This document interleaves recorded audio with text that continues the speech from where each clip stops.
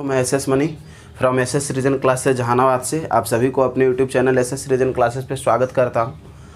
आज हम लोग जो है वो क्लास 10th का है ना एनसीईआरटी, चूँकि अब हम सभी बच्चों से अनुरोध यही करेंगे, जितने सारे जो विद्यार्थी हैं क्लास 10th में पढ़ने वाले विद्यार्थी हैं वो हम उनसे अनुरोध करेंगे है ना कि जितना हो सके आप लोग एनसीईआरटी पे फोकस करिए बाबू। चूँकि एनसीईआरटी से जो है बाबू कहने का अर्थ है कि प्रश्न पूछता है, आपको इधर उधर से प्रश्न नहीं डालेगा, एनसीईआरटी से ही प्रश्न हमेशा पूछता है बाबू। और आज हम आप लोग को जो है एनसीईआरटी स्टार्ट करने वाले हैं क्लास 10th का मैथ। और वो मैथ में बाबू कहने का अर्थ है कि देखिए आप लोग हमसे हिंदी पढ़े, अब देखिए 10th का जो है ऑल पेपर पढ़ के देखिए कि हम किस प्रकार पढ़ाते हैं है ना।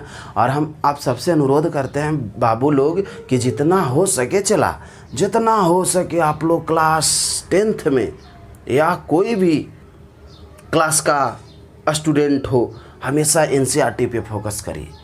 क्योंकि एनसीईआरटी एक ऐसा जो है बाबू पुस्तक है जो आपको सफलता का जो है मार्ग आपको दिखाएगा।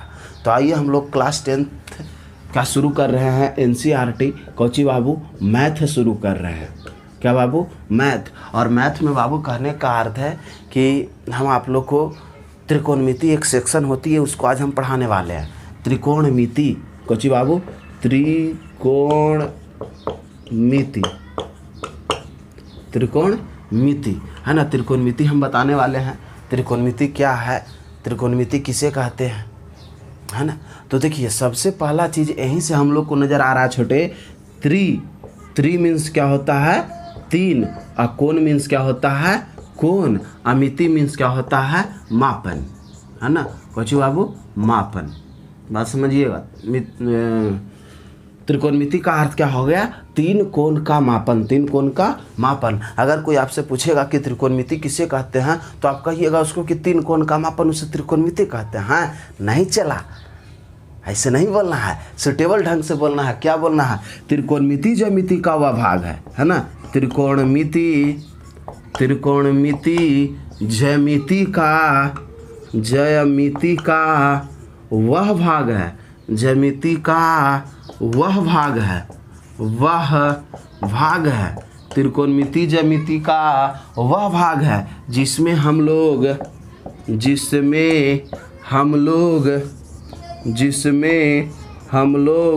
समकोण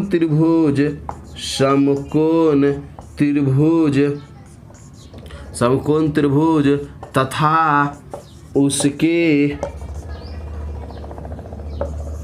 उसके भुजाओं के बारे में अध्ययन करते हैं। समकोण त्रिभुज तथा उसके भुजाओं के बारे में अध्ययन करते हैं।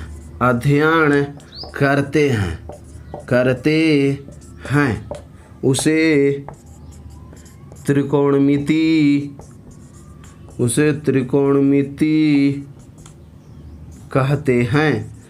त्रिकोणमिति कहते हैं।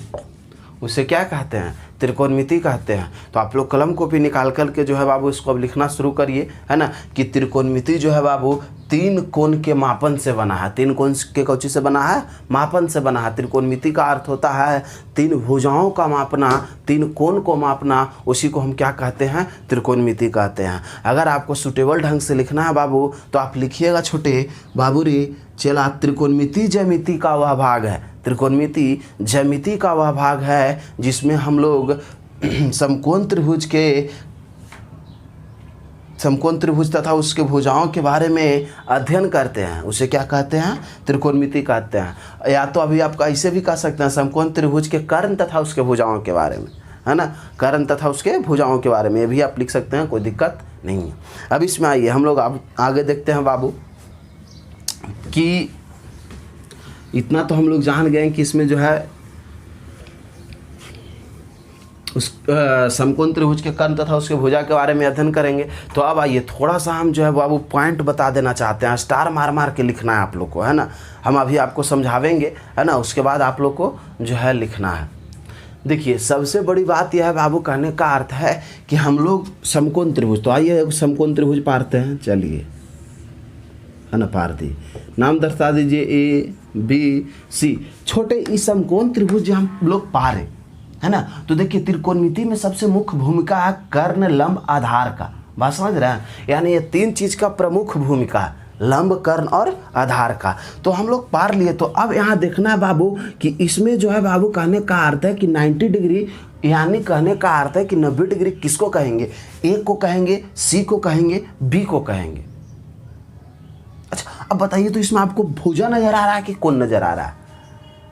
तो बाबू रे अभी हम कोण का निर्माण नहीं किए, अभी भुजा है। ये बी कौची है, भुजा है। बी सी कौची है, भुजा है। ए सी कौची है, भुजा है। लेकिन हाँ, एक कोण बी सी। अब बताइए कौन सा कोण पर बाबू कहने का अर्थ है कि 90 डिग्री है? तो आप लोग को पता होगा, अगर नहीं पता है तो जान लीजिए बाबू, हमार खड़ी लाइन और पड़ी लाइन चला है ना। खड़ी लाइन और पड़ी लाइन के बीच जो कोण का निर्माण होता है उसको हम क्या कहते हैं, समकोण। क्या कहते हैं चला, समकोण। याद रखिएगा, कौन कहते हैं चला, समकोण, है ना। क्या कहते हैं, समकोण। खड़ी लाइन और पड़ी लाइन के बीच जो कोण उत्पन्न होता है उसको हम क्या कहते हैं, समकोण। तो आपको अगर कोई पूछेगा कि समकोण किसे कहते हैं, तो आपको ये कि खड़ी लाइन पड़ी लाइन के बीच जो कोण बनता है उसको समकोण कहते हैं। नहीं चला, आपको बोलना कि जिस कोण का मान 90 डिग्री हो, है ना। आपको हम बतावेंगे भुजा के आधार पर कोण कितने, सॉरी, त्रिभुज कितने प्रकार के होते हैं, है ना। कोण के आधार पर त्रिभुज कितने प्रकार के होते हैं, समकोण, अधिक कोण, न्यून कोण, है ना। ये 3 प्रकार का होता है। समबाहु, विषमबाहु, समद्विबाहु, वो भी 3 प्रकार का होता है भुजा के आधार पर। तो अभी उस सब को हम लोग को ध्यान नहीं देना है, अभी आगे उसको पढ़ना है। अभी हम बेसिक जानकारी लेंगे चला, है ना। कैसा जानकारी, बेसिक। अब देखिएगा इसमें ये बउआ समकोण त्रिभुज होले चला, तो समकोण के सामने याद रखिएगा एक चीज हमेशा, चूंकि जो है बात यहाँ स्पष्ट ये आती है कि समकोण के सामने, है ना, समकोण के सामने हमेशा फिक्स होता है छोटका कौची, कर्ण। चला ध्यान देना, समकोण के सामने हमेशा फिक्स कौची होता है, कर्ण। बस समझ में आ रहा, यानी समकोण त्रिभुज, समकोण 90 डिग्री के सामने हमेशा कौची होता है, कर्ण होता है। और जो पड़ी लाइन को ऐसे हम लोग क्या कहते हैं, आधार। और खड़ी लाइन को क्या कहते हैं, लंब, है ना। क्या कहते हैं चला, लंब। और पहला स्टेप, अगर पहला ऑब्जेक्टिव हम पूछे, लिखिएगा स्टार मार के, समकोण त्रिभुज में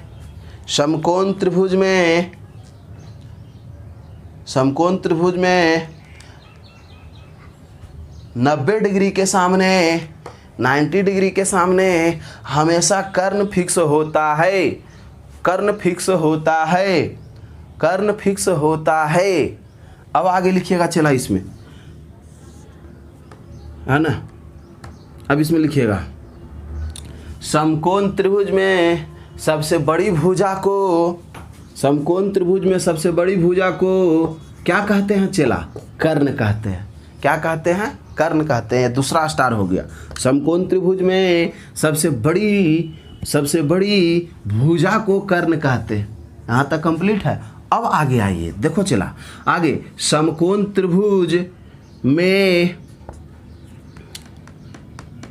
पड़ी भुजा को आधार तथा खड़ी भुजा, या तो आप इसको ऊर्ध्वाधर कह सकते हैं। ये क्षैतिज हो गया चला, ये ऊर्ध्वाधर। ऊर्ध्वाधर माने होता खड़ा और क्षैतिज माने पड़ा।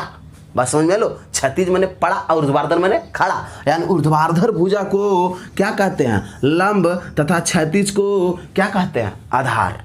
पहले एकदम छोटा छोटा लेवल से चलबो, एकदम छोटा छोटा से पढ़ते पढ़ते तब ना बड़ा लेवल तक पहुँचबो। टेंशन मत ला। अब बाबू जो है क्लास 10th का लगभग सभी विषय जो है बाबू, कहने का अर्थ है कि आप लोग को तैयार करवा देंगे हम, है ना, टोटल। देखिएगा किस लहजा में, एकदम लगेगा कि आई एकदम सर के सामने पढ़ रहा है। जो भी काको क्षेत्र के अंतर्गत विद्यार्थी पढ़ते हैं वो थोड़ा सा ध्यान दें इधर। चलिए अब इसमें आइए, यानी 3 चीज समझ में आ गया। समकोण यानी 90 डिग्री के सामने कर्ण फिक्स होता है, सबसे बड़ी भुजा कर्ण होता है। अब याद रखिएगा, चलिए देखिए बाबू, समकोण त्रिभुज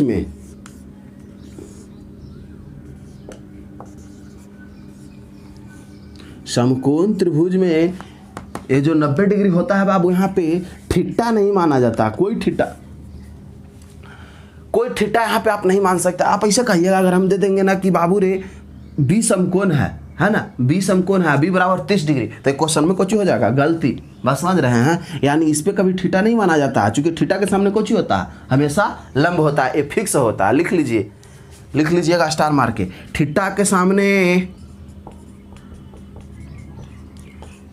हमेशा लंब फिक्स होता है,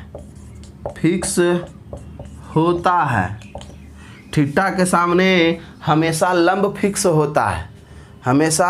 लंब फिक्स होता है, अब इसमें आइए, अभी बहुत चीज़ समझना है चला, है ना, अभी बहुत चीज़ का अध्ययन करना है। यहाँ तक तो हो गया, याद रखिएगा, फिर से दोहरा देते हैं। सबसे बड़ी भुजा कर्ण होता है, 90 डिग्री के सामने कर्ण फिक्स होता है, 90 डिग्री पर कभी थीटा नहीं मान सकते हैं। ऊर्ध्वाधर को लंब कहते हैं, क्षैतिज को आधार कहते हैं। यहाँ तक में क्लियर है चला। अब अभी हम समकोणीय त्रिभुज के बारे में चल रहे हैं। अब इसमें देखिएगा,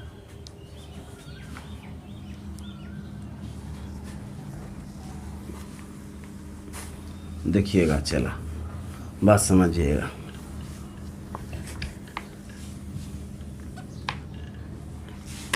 हम क्वेश्चन पहला आप लोग को दे रहे हैं, देखिएगा तो क्वेश्चन थोड़ा सा देख लीजिएगा आप लोग, क्वेश्चन बताइएगा। थीटा के अनुसार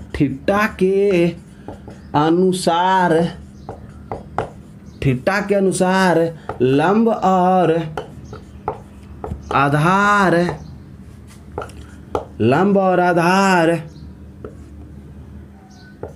बदलता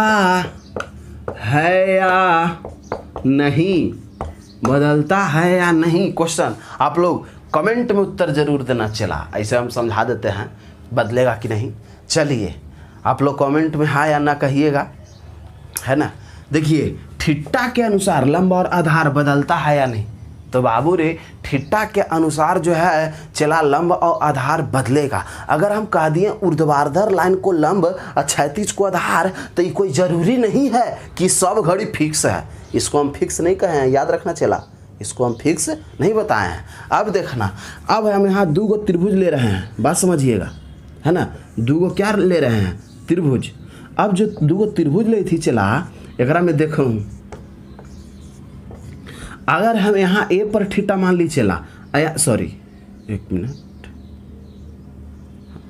यहाँ मान ली चला, यहाँ तो 90 डिग्री यहाँ तो नहीं ना मानेंगे थीटा, बताया ना। अब इधर आइए, यहाँ अगर हम माने आपको थीटा चला, है ना, अब यहाँ इसको यहाँ माने थीटा, तो बताइए एक चीज़ हम आपको लिखवाए कि थीटा के सामने हमेशा लंब फिक्स होता है। लंब क्या होता है चला, फिक्स होता है। तो देखिए थीटा के सामने कौची हो गया, लंब। ये तो बात सही है भाई, कि अभी मास्टरों बताया है कोची भाई, ऊर्ध्वाधर को क्या कहते हैं, लंब, क्षैतिज को क्या कहते हैं, आधार। ये तो यहाँ तक तो हो गया चला क्लियर, ये पॉइंट पहला। अब दूसरा में आबो चला, अगर हम यहाँ माने थीटा, तो बताइए थीटा के सामने हमेशा कोची होता है, लंब। अच्छा बचा जो कोची हो गया, आधार, और सबसे बड़ी भुजा कोची हो गया, कर्ण।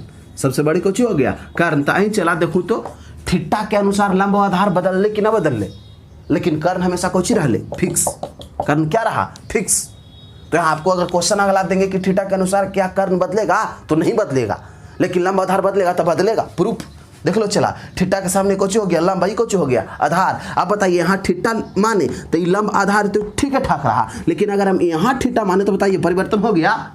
क्षैतिज को हम आधार लिखवाए थे लेकिन लंब हो गया, और ऊर्ध्वाधर को हम लंब लिखवाए थे लेकिन आधार हो गया। किसके अनुसार हुआ चला, थीटा के अनुसार हुआ, यानी थीटा के अनुसार लंब और आधार में परिवर्तन होगा। यहाँ तक क्लियर है, समझ में आवे था। चलो अब आगे बढ़ते हैं, है ना। चलिए अब देखिएगा, पूरा वीडियो देखिएगा चला, एकदम शुरू से अंतिम तक एकदम देखिए। क्लास 10th के विद्यार्थी कान खोल के सुन लो चला, बड़ा मेहनत से बनाते हैं वीडियो, और आपसे अनुरोध यही करते हैं कि जितना हो सके मित्र तक पहुँचाइए, है ना। जितना हो सके जो है बाबू, कहने का अर्थ है कि सभी लोग को बताइए, बुझला। अब इसमें आइए देखिएगा, यहाँ तक तो हो गया। अब देखिए इसमें चला, बात को समझिएगा। अब इधर आइए,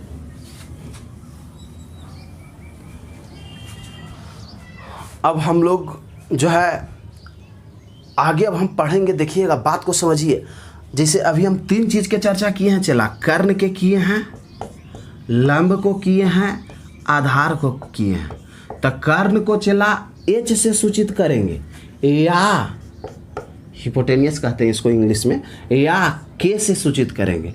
लंब को चेला, ध्यान दीजिए एकदम बेसिक चीज है, बात समझ रहे हैं। लंब को चेला कौची से, परपेंडिकुलर मीन्स लंब होता है चेला, या एल से भी सूचित करेंगे। बेस मीन्स आधार होता है चेला, या ए से सूचित करेंगे, ए से आधार। देखो ठेठ भाषा में के से कर्ण, एल से लंब, ए से आधार, तो इसको इंग्लिश में हिपोटेनस, कर्ण, परपेंडिकुलर, लंब, बेस, आधार। यहाँ तक समझ में आया चला, यानी सबको आपको सूचित करने आया। अगर हम कर्ण लिखेंगे, कर्ण न लिख करके अगर हम एच लिखेंगे या के लिखेंगे तो आप समझ जाइएगा ना ये कौन चीज से कर्ण है। इसको लिखा क्या लिखा हुआ है, कर्ण। पी लिखेंगे या एल लिखेंगे तो समझ जाइएगा कौची लिखा है, लंब। बी या ए लिखे समझ जाइए कौची लिखा है, आधार। यानी यहाँ तक में कोई दिक्कत नहीं है चला।